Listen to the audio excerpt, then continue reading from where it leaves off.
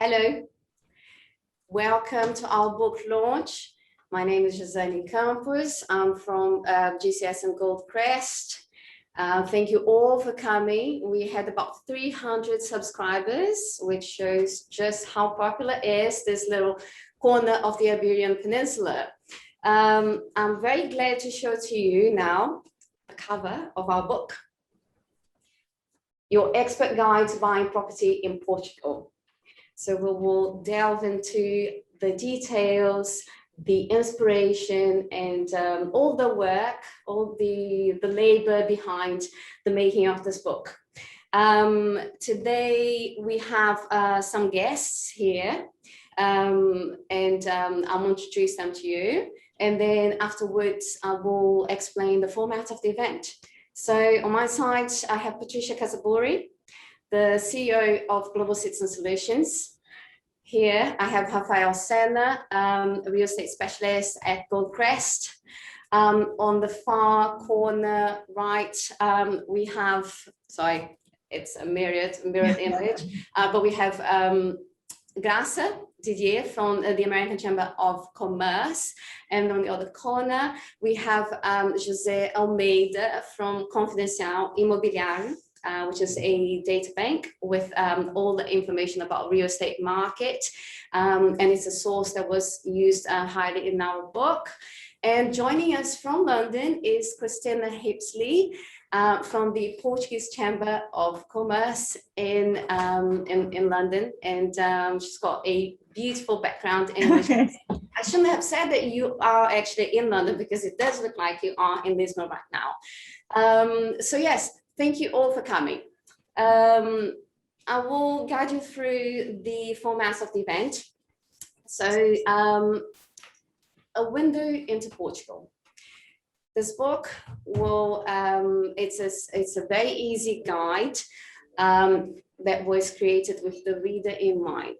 So the format of the event will allow us to go through each chapter, and by that, I mean, I will be asking questions to our guests, and those questions relate to chapters, content of the book. Then we will finalize with a Q&A. And so please keep jotting down your questions on the chat box. We will endeavor to answer them all. And if time is an issue at the end, no worries, we will be able to email you and organize a meeting with our team. Well, but before we start, let's set the tone and watch a video about Portugal, because I'm sure you're here because you are interested in the real estate market in this country, or simply about the beauty of Portugal. So enjoy the video.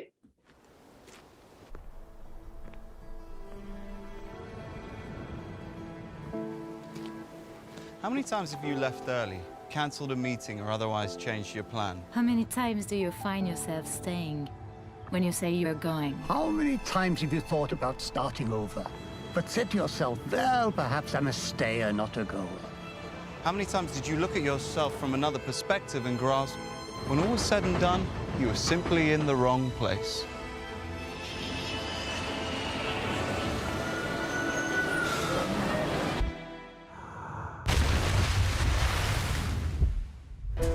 This is the moment to seek out new views and angles. We're the same size as what we see and not what we have. We may not all speak the same language, but we do all speak with the same tongue. The good news is they are still here. These landscapes do persist in the three-dimensional world that we exist, and they do hold the capacity to transform us. So come, take a look, but look to see, and not to show, and save it right here and here. Put the phone away and go. Don't feel like you're past your best. Just remember that no matter how many years we are granted, and however wise, however much dust has settled in our eyes, we still don't know just what wave might be next. 2-meter roller or a 30-meter breaker?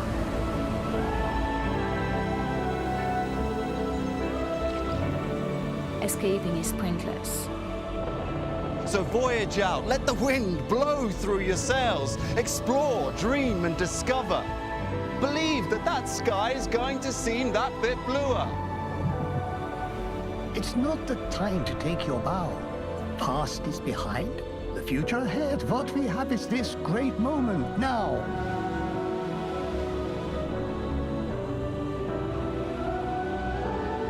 Keep this in your head. It's the truth. And this is the proof. And it's with us each and every day. We just have to read the signs. The train only passes once.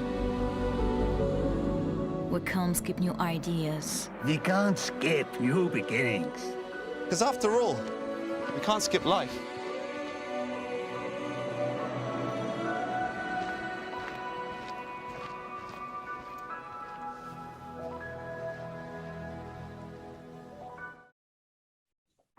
Let's say you can't skip Portugal. Again, so if you just joined us, we started our book launch. Your mute. Stop sharing. Hello, sorry. The joys of a live event. Sorry, guys. So this is it.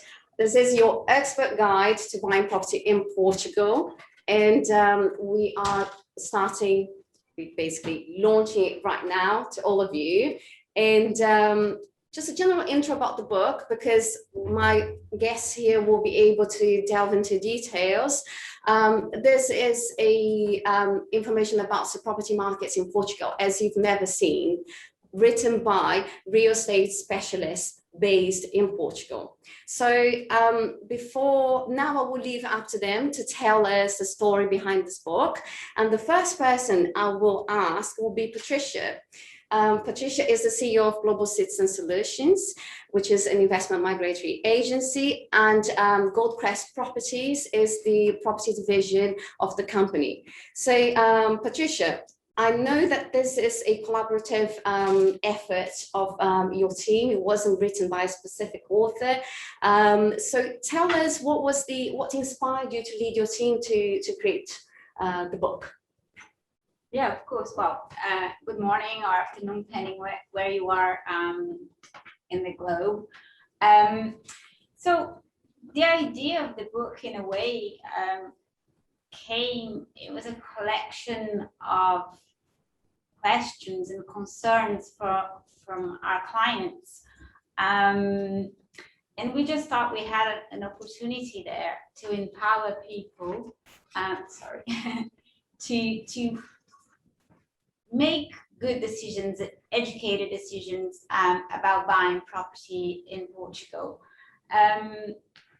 We find that a lot of our clients, they get a lot of information, but it's really hard to put it together. So we have a team here that is extremely knowledgeable. They're local, they understand the market, they have an affinity with, what are the main issues and concerns from the clients.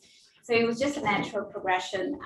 We already put it out there, a lot of really good content on our website and blogs. But this was like further research. And another thing that we find that's absolutely crucial is to keep looking at the data that Confidencial Imobiliário put out there, and other meta data, but also what clients say with COVID this year, it was so important, or last year, or just keep lingering on, how it is to kind of keep evolving and observing what the market says. And so that makes us better at our jobs. So in a way, it like takes the team and to our clients to keeping us on our toes and learning. And yeah, we do hope that this book answers a lot of the questions out there. This is excellent. Thank you. Thank you very much. And I know it's daunting to come to the decision of buying a property either in the country where you live. And so if it's difficult doing that where you live and understand all the practicalities and the difficulties imagined buying abroad. So yes, so this book is here to help you with that. Now, I'd like to ask Rafael, so let me take the mask off whilst I ask him. So our viewers here, they might be thinking of buying their second home in Portugal. So how does Portugal stand out compared to other European cities in terms of real estate investment? Thanks, Suzanne, and thanks thanks for the invite. It's a pleasure to be here. So basically, it's a combination of things, right? First, I would point out the appreciation potential. So if you compare property prices in Portugal to other European cities per se, or even cities in the US, for example, you've got a pretty good room for appreciation. Also, how can we not mention the lifestyle of Portugal, right? Which is combines and compiles most of good food and good climate, an excellent, beautiful coast, and also the safety of the country, which can be a concern, as we know, in a lot of different nations. And in Portugal being considered just in the past year the third safest country in the world by the Global Peace Index, also contributes to Portugal to stand out in the property market, definitely. So, yeah, I would say I would highlight these things, but I could speak here for forever about the reason of buying Portugal. Yeah, I know. Just so to save your time, so you don't speak forever, and then I will guide our viewers here that all these topics that were pointed out by Rafael is on chapter 2. So chapter 2 cover how the real estate market has performed over the past 5 years, property prices, demographics, and so forth. Right, so right now, talking about demographics, I'd like to ask José Almeida from Confidencial Imobiliário, what are the current trends in terms of demographics? Can you guide us through perhaps the regions of Portugal and tell us what international buyers are doing here in terms of buying properties? Obviously. Thank you very much for the opportunity for us to share some data and sites about this theme. In the last few years, the panorama of the residential foreign investment on real estate in Portugal has changed. I will not say dramatically, but quite significantly with some significance. Okay, I'm going to share a couple of slides. There are not too many. I will not bother you. On the first one, we can see a 9-year time series, where we can see, well, just in the last 5 years, the increase of the investment has been 60% in those 9 years, with an average growth of 25%. Obviously, at the same time, the share, the weight of the foreign investment in Portuguese real estate investment has grown from 8% to 13%.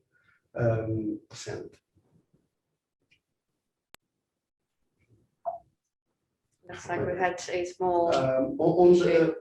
Well, that's something in terms of the on the next slide we can see the main nationalities who have been investing in the last few years in Portugal. Some things that didn't change across the time, and some are changing. Firstly, the Britain and the United Kingdom and the France remain as the same, the main nationalities investing in Portugal. Two new movements are related with the decline of the China investment after 2014, where at the time they used to be the first investment in Portugal, but they are not anymore. I'm talking about the country as a whole. And the rising of Brazil as an investor in Portugal. Again, at the micro scale, these patterns change a bit. Across the country, on the map, we can see that is a clearly concentration on two areas on the west side of the country, where that 36 number is the Lisbon region, and on south, a traditional focus on investment in Algarve on the south. So those two regions, this reflects the structure of 2019. Those two regions absorb 75, something like that, of the total real estate investment, foreign investment in Portugal. In the north, that 12%, I should say that 7 of those 12% can be inputted to Porto. So is a not so big country, but not so small, but with a huge diversity, and the investment at this time is very concentrated in those two regions. Talking a little bit about those two regions, Lisboa and Algarve, the pattern is quite different. So at this moment, I'm talking about 2019 in this case. Okay. We can see that 5 nationalities absorb 50% of total investments. In those others, you can see Brazil, France, China, United Kingdom, and Angola. What we have different here is the emergence of the United Kingdom in Lisbon. Usually, we used to find this country in Algarve, but not anymore, only in Algarve, and a huge diversity of nationalities investing in this region too. In 2018, we count 92 nationalities, different nationalities investing in Lisbon. And this is changing across the time, the pattern, the structure. On the other slide, we can see the structure of Algarve, which is very much stable, with United Kingdom weighting 1/3 of the total. And this hasn't changed in the last few years. United Kingdom and France represent half of the investment, and almost all the investment is carried down by European countries. Just a couple more slides, not to bother you too much. On the other one, we can see something about Lisbon itself, the city. The city in the last few years has concentrated lots of investment.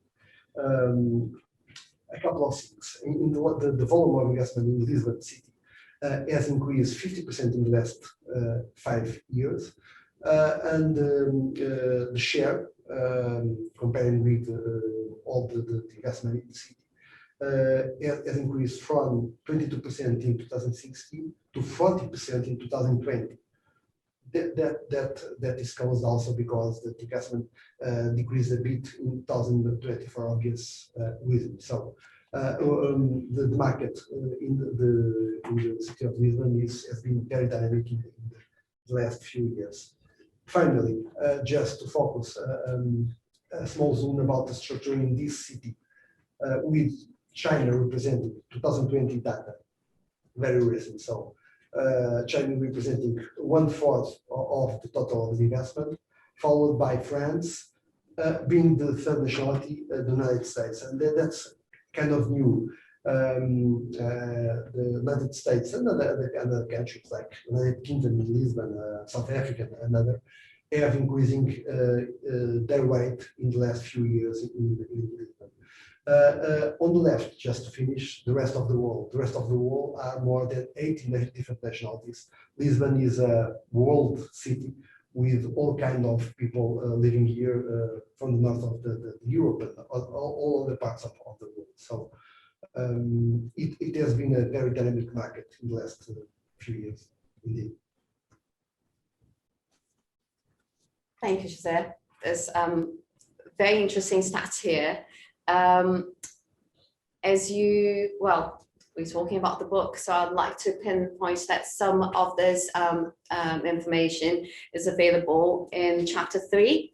So if you'd like to to find out where to buy your property, the overview of the areas, understanding a bit more about the potential. As you could see from the map that José kindly shared with us, there was a lot of international investment in Greater Lisbon, the Algarve, also in the north, but a lot to explore in the Silver Coast, the islands of Madeira and Azores, and obviously the southwest is also covered there. Now, as we're talking about international investment, I'd like to know what is motivating internationals to buy here. And I think the best guests to let us know is Graça from the American Chamber of Commerce and Cristina from the Portuguese Chamber of Commerce in London. So I will start with Graça. Graça, can you comment on the American investment in Portugal at the moment? Okay. So first, thank you to Global Citizen Solutions for the invitation. It's a pleasure for American Chamber of Commerce to be here for the launch of your book. And you can say America discovered Portugal. Alongside the increase of the investment, general investment in business and in real estate, we are seeing in these last few years a huge increase in tourism. We can see that in the study that Amsham has published last year, the round of American companies in Portugal, and it is huge. The American investment in real estate, in business, and in coming to live in Portugal. So America discovered Portugal. I would choose 4 main reasons for that. First of all, quality of life associated with a good cost of living. We have good weather, we have good food, we have good wine, we have beaches, we have history, we have golf. So, and we are a very open country. We receive very well everyone from every country, every culture, and Portuguese are known for the hospitality. So come to Portugal because you will be very well received. The second one, I would say, the linguistic skills. Everyone speaks English. Almost the young people, they all speak very well English, and that makes things easier. You feel like home. Then I will choose to speak about the risk perceptions. We are a safe country. We have political and social stability, and this is very important for someone that wants to invest. It's important for the Americans for sure, but it's important for everyone that wants to invest. When they choose a place where they want to make their investment, security, safety, is of course important. And at last, I would say our location.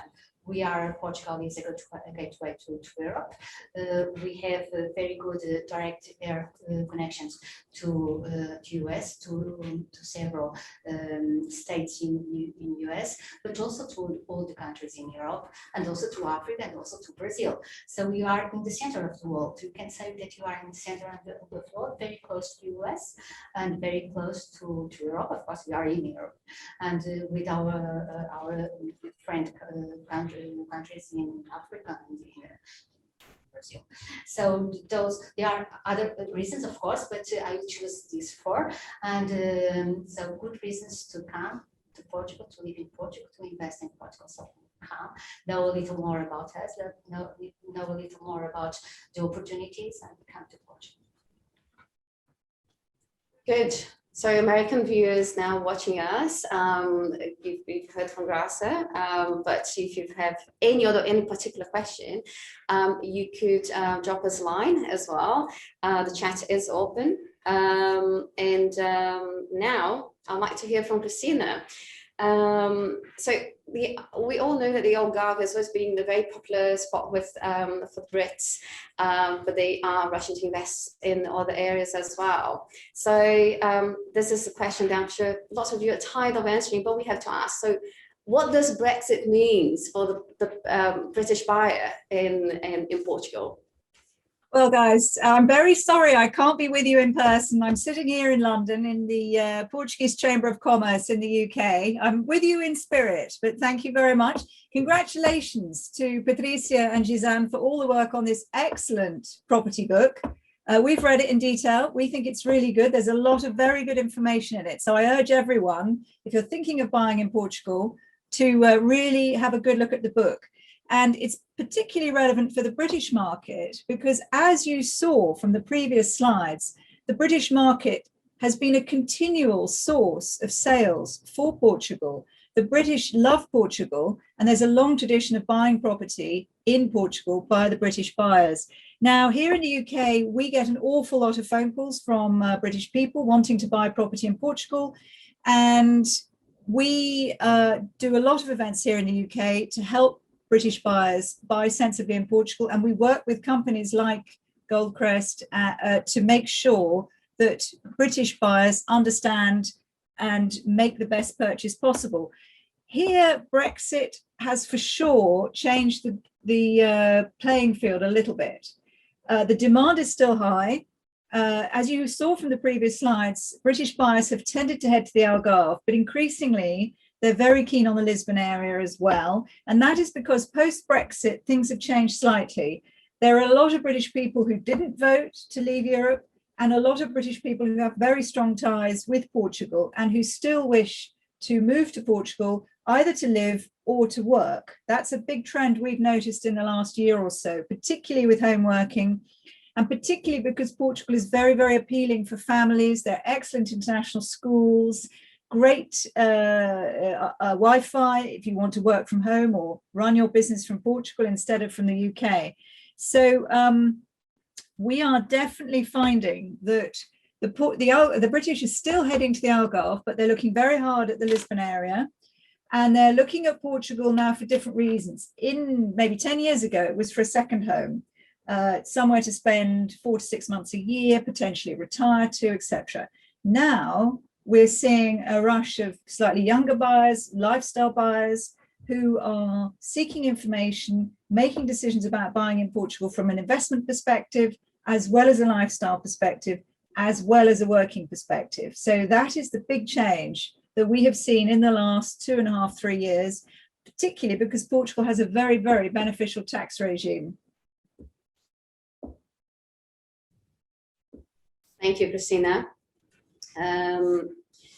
Now I'd like to, sorry, just again, as I'm bringing, yeah, can you all hear me? Yes. I visited Faro in 2019. We got this message now from Chi. There was an earlier one from Daryl as well, saying that he visited Lisbon. So yes, thank you all for being here. Oh, from Seattle. Yes. Hi, Daryl. So we will carry on talking about Portugal. Yes, please keep sending your messages, and I will highlight whenever I see them. So Christina and Graça gave us an overview of you know what eludes the international buyers on the American and UK perspective. But I just would like to know that on chapter 7, chapter 2, there is a section just about Brexit, and then on chapter 7 we're talking about the practicalities of moving to Portugal, and there is also another perspective of the American investor.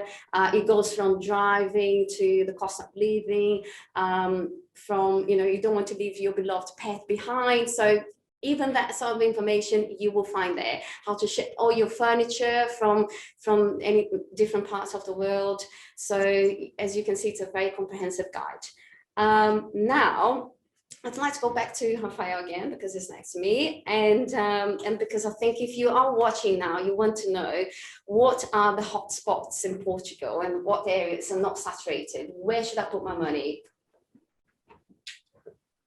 Well, that's a difficult question to answer shortly, but despite the most obvious places, like José just shared a little bit of the data, right? Most of the investors are concentrating in the south, like center south of Portugal, being like from Lisbon to the Algarve. That's where it's most concentrated. So of course, obviously, Algarve always in Lisbon and Porto, but Portugal is full of nice spots and good surprises.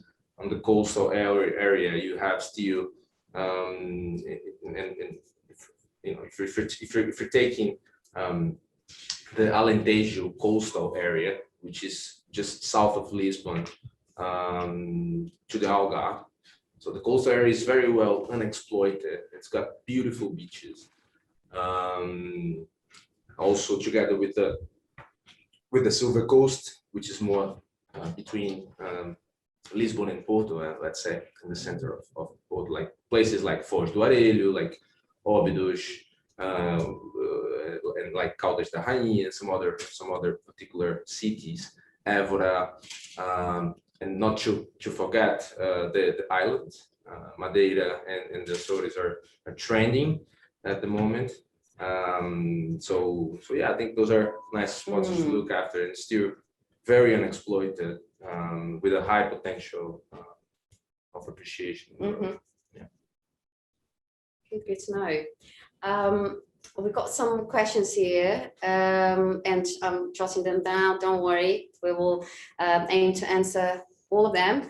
I just wanted to make a note. Vira, you asked where you can get the book. You can get from Amazon. I will give you the details in a bit, okay? But we just published it on Amazon, so it's there, it's available. I'll give you the details just now. Karen also asked about tax benefits. And then I think with my last question to Patricia, we might actually go into a bit into that. So Patricia, what challenges do foreigners undergo when buying a property? Can you talk us about the process, the due diligence? Because it's very daunting, but can you guide us through? Yeah, of course. I think one of the aspects of this book, I think, like I mentioned before, is a little bit of the job of filtering the noise, but we spent also a lot of time trying to bring our know-how and export into the book. So it translates into a practical guide for people that are trying. We have a lot of clients that have been to Portugal on holidays, or even quite a few that they haven't been ever. So we find that a huge part of the process is to spend the time answering some key questions, like Christina and Graça mentioned. People's motivations are super varied. So yes, capital appreciation and the business side, the investment side of it is important to people. But equally, a lot of our clients and people buying property here, they're kind of in a mid to long-term planning. So obviously they want to buy something that will grow in value, that they like spending time, but equally now will be like an investment with a view that in the future it's going to be their full-time, home. So what we try to do is guide them, and we searched a lot of the questions in the process that we use a good class to help clients define their mandate, define what makes sense for them. So this is kind of in the book, as it is all the other parts that are super relevant to people. The total cost of purchasing a property. What is going to set you off is the price of the actual house, which is kind of an obvious one, but all of the taxes and the management and everything else around that. So basically, we do understand there's a lot of information out there, but sometimes it's hard to kind of piece it all together and come up with a kind of a plan and understanding, about financing and what is possible and what is not. So we try to really, give a platform to people. We hope to be updating this continuously, especially the data for people that are more investment focused. Also, it's not a hard sale here, but also keep always checking into our website, and on the book we'll be updating with like new areas like Rafael was talking about, like the hotspots, or information about new schools, or even types of distance learning that will be available, which all of these things that are so important and became really relevant in the past kind of 12 to 18 months, and who knows what the future holds. So it's kind of a commitment to our clients or not clients yet, or just people out there that are interested in Portugal, is to kind of provide you a platform, a safe, a way of making informed and confident purchases in Portugal and even elsewhere maybe. So I think that was it pretty much. Thank you very much. Thank you. So now I will open the Q&A, and we have lots of very interesting questions here. But before we do, I didn't give you this information, which is very important. So you all want to know where you can buy the ebook. So it's available on Amazon at the moment. So I don't know if you can see if I should do this right here. So your expert guide to buying property in Portugal, priced at $10.59 US. But obviously, if you log in from the UK or other parts of the world, it will, you see the price in your currency. So it's an ebook available to download in your Kindle and so on. If you really want a print copy, get in touch with us. Anything can be sorted. So let's go to the Q&A now. We have some questions here about a very interesting one. So I'm sure all of you are aware of Golden Visa, which is the program from the Portuguese government. And so we have a question here, how the real estate market is expected to perform with the Golden Visa changes, which are due in January 2022. So I think Patricia is in the best position to answer that one. Yeah, of course. I mean, obviously, there will be an impact. Personally, from Global Citizen Solutions, we're watching the space very closely. But like Rafael said, there's a lot of trending places, Madeira, the Azores, the beautiful inland and some part of the coast that are considered low density. So we think it's going to be a shift. We don't think the market's going to go away. But if you look at even like based on some of the slides that José presented to you, the hold of the international buyers in Portugal is actually the main driver of the international buyers here is not just the Golden Visa. Europeans are the biggest buyers here. Obviously, there's new countries coming up like the US, Brazil is always a constant, and South Africa, and obviously the rest of the world, which is they're relevant. But there's other motivations and other visas and possibilities as well for those that need it. So we think it's just ever shifting and evolving. It's not going to go away. It's a solid and dynamic market. There's a lot of people looking to kind of move here, like Christina mentioned, and also glass is something that we see and talking to people day to day. So yeah, obviously there's a bit of a rush to the end of the year. So people that really want to do the Golden Visa in Lisbon or Porto, in the kind of main areas of the Algarve, will try to lock in their investment. But yeah, we think there'll still be other different types of opportunities next year. Yeah. Good, thank you. There's a question here, which is, I think that one is for Graça and Christina. How internationals can travel to Portugal to finalize their property acquisition under the recent restrictions? Christina, do you want to start first? Because Portugal has just changed, the UK has just changed the rules. Absolutely, yeah. So just to summarize, if a British person wants to travel to Portugal to find a property or to continue to search for a property, obviously for most of this year and a big chunk of last year, it was illegal for a British citizen to travel abroad under the COVID restrictions, unless it was an essential emergency. Those restrictions were lifted 10 days ago, but you are not encouraged to go on holiday, and you are not encouraged to travel to amber list or red list countries. So here in the UK, there's a traffic light system operating right now, whereby you can go to a green country and come back from a green country and have and not have to quarantine for COVID. If you travel to an amber country, and Portugal is an amber country, as is most of Europe right now for the Brits, you have to quarantine for 10 days on your return. And if you wish to travel to a red country like India and a couple of the others at the moment, well, when you come back, you have to go to a hotel and forcibly isolate for 10 days. So as you can imagine, this has slowed or not increased, should we say, the quantity of British people going over to Portugal at the moment. But you can go to Portugal. There's no reason. It's not illegal. You could go for a 2, 3, 4 weeks, sit on the beach, look at properties at your leisure.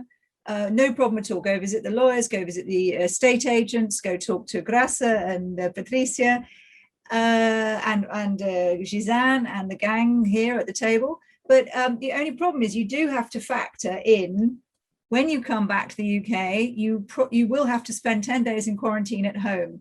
Admittedly, that rule may well change and be lifted while you're away, because this summer is, it's completely uncertain who can travel where. But that is the current situation in terms of travel between the UK and Portugal. So you can go, it's not illegal, it's not a problem, you can go.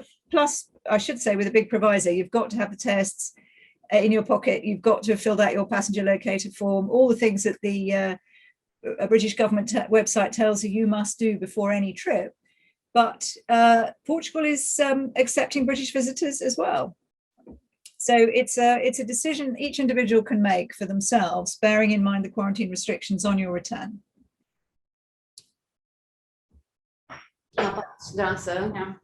It's a little different. So as you know, the flights from US to go and to come from US until now, they are limited for essential flights. You can have a special authorization, and if you want to invest in one of those countries, that can be a way of getting that authorization. But anyhow, I have good news, because our Minister of Economy, Vieira, announced last week that soon the flights, the travels will be open to and from US if people have all the planned vaccinations. And so I believe that in a few weeks we'll have opened the travel between the two countries. And even today I've spoke with someone in US who told me that the vaccination plan in US is very well going on. That, for example, 70% of the people in New York State are ready to vaccinate with the 2 vaccines. So I believe that is a question of time, very short time, and people can easily travel between US and Portugal very quickly in a few weeks, perhaps. Actually, very good news. Yeah. Actually, today, because they keep changing the policies here and reviewing the travel policy every fortnight, and it was just released that the US now it's free to come to Portugal without having to be business essential. Today. Okay. So, well, Patricia, you are more well known. So, it's just because it's just off the press, literally. So, just not trying to steal the thunder, but it's really important information, because we get asked this on a daily basis. So for us, so we're kind of like mostly monitoring. That's great. So you can come for the summer in Portugal. Yes. Well, so hopefully it doesn't change again, but no. At the moment, it's just literally book your flight until the 27th of June is guaranteed that you can be here. Yes, great news. Great news. I also have other great news. David, thank you. He just bought the ebook on Amazon. Oh, wow. Oh, fantastic. We have lots of questions here. So now I'm going through the questions and the chats and see what we can be able to answer. So the latest rules on visitors from the US, we've gone that through, British as well. I am a couple of years of retirement. Can I buy property before I retire? Yeah, why not? Yes, Yes. okay. Yes, you most certainly can. You can buy, you can mortgage, you can pretty much, it's an open for business country. I'm not sure where you are from. If there's any residency requirements, is something that you can either factor in, taking advantage of the golden visa now, or there's other kind of visa programs that you can fit it in case you're not European, because I cannot actually see where you're from. So apologies for that. British. Oh. David's British. Yeah, so David, you could definitely buy it now, and then when you retire and you move here, you can apply for a kind of passive income visa, or like I mentioned before, if you want to be in a kind of more safe, a guaranteed path, you could definitely apply for a golden visa, depending on the level of investment now. Okay. Can I add something? Yeah, sure. Because we have not spoken about our healthcare system, and I think that we must speak about it, because we have a very good healthcare system, private and public, and for retirement, but not only. It's something that we had to our. How to say that it's you can come to Portugal, because in that area we are also very well prepared to receive people. That's also, yeah, so it's chapter 7 will cover the healthcare system here as well. Okay, so now we're looking at both the chat and the Q&A. Now I'd like to see the Q&A, because Ashley, we have just basically uploaded our book on Amazon. So at the moment it's available as a Kindle version. The print version is something we're looking into, so bear with us. Please send us your email address and we can organize that. It's something that we're looking into, okay? But that's why we've got some copies here, but we're still not selling them. But we will come soon at some point. Let me see. Is there, I'm just asking my guests now if there's anything that they would like to, a brief overview of the mortgage. There's an interesting one there. It's I think it's Terry who's asking if the book cover building a home. Building a home in Portugal, yes. It doesn't cover air length, no. It does. It's a very, very good point. But it's something we can definitely help. Yeah, we touch a little bit on the building a home. We touch a little bit on how banks look into that if you're looking for a mortgage, and what is the percentage that you could do land versus construction costs. But we didn't explore that much. But saying that, we have a lot of connections with like contractors and architects, which will be in planning permission, which is a book on it, you know, it's a whole book about building a house and getting planning in Portugal. So maybe this is going to be the follow-up. Yeah. Yeah. Absolutely. Okay, so about mortgage, I think it's a question that's been asked here by many people, and is it difficult for internationals to get a mortgage here? I'm just doing an amalgamation of all these questions related to mortgage. It's not hard, but like Patricia or Rafael to answer that one about mortgage to internationals. Yeah, sure thing. It's the Portuguese bank system is it is ready, of course, to deal, and it has been dealing with international buyers for a while. So it is possible to get a mortgage here, even if you don't have an income in Portugal. Of course, that has to be addressed case by case regarding each personal situation. But yes, it is possible. Get in touch. We can help you with that, especially now with the interest rate so attractive. So we definitely not only can help, but we recommend that you do get a mortgage. Okay. I'm sorry if some of you just caught me reacting because one of the cameras fell here, and in case you're asking why I did that. Okay, so let me see what else here. How has that's a very topical question. I think it's super important to ask. How has the Portuguese real estate market performed during the pandemic? Who would like to answer that one? Giselle, Almeida, would you like to go for it? Yeah, actually, maybe surprisingly, it performed quite well. Obviously, after the first lockdown, after March, there were almost no transactions. But after that, the written come back again on the first quarter of 2020. Portugal broke the record in terms of number of transactions, houses being sold. That's one thing. Another topic is the prices. On the year-to-year comparison, even we see at the scale of Lisbon, Porto, Algarve, all the country, the prices rose. So the prices are not falling at all. And there are a kind of a sense of optimism. So after the first lockdown, the people learn, so business as usual, we have to leave, and everything is happening quite normally. So someone expected that the prices to fall down, etc., but that doesn't happen at all. So the market is very well actually at this time. It's very good to know how Portugal performed despite the pandemic, which is very good for all of you here thinking of investing in property in Portugal. So we'll soon finish, but I think we've got a couple of we'll do at least 2 more questions here. So we covered a lot with regards to mortgage and financing.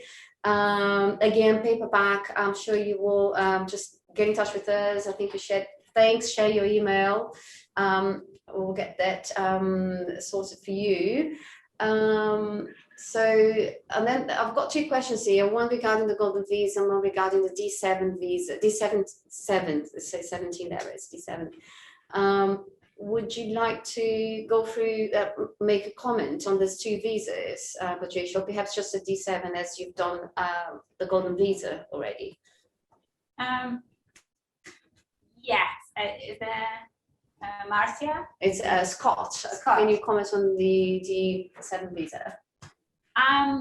Yes, Scott, but I would actually just not to kind of hijack it, because it can be quite of a lengthy process, but like top line information of D7, it's actually a passive income visa, so you need to show that you have ways of proving that you have either retirement income or rental or those type. If you have like savings, it has to be the interest that the savings provide and not the actual savings.